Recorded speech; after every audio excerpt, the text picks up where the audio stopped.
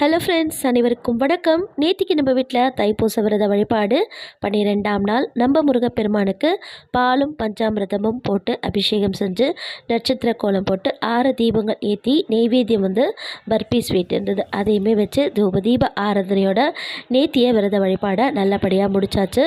நம்ம 48 நாட்கள் நம்ம முருகப்பெருமானுக்கு விரதம் இருக்க முடியாதவங்க வரப்போகிற திங்கக்கிழமையிலேருந்து 3 நாட்கள் விரதம் இருந்து பலனடைஞ்சுக்கலாம்.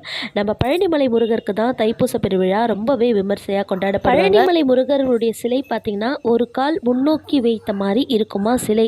அவர் கூப்பிட்ட குரலுக்கு ஓடோடி வருவாராம் பழனிமலை முருகர். அதனால் இந்த தைப்பூசம் அன்று பழனிமலை முருகரை நினச்சி நம்ம வேண்டுதல் வச்சோம்னா கண்டிப்பாக நமக்கு நினச்சது எல்லாம் நம்ம இன்பத்திலையும் சரி துன்பத்திலையும் சரி முருகா அப்படின்ற ஒரு வார்த்தை கூப்பிட்டாலுமே போதும், நம்ம முருகப்பெருமான் முன்னோக்கி கால் வைத்த மாதிரி நம்ம கூப்பிட்ட குரலுக்கு ஓடோடி வருவார் முருகர்.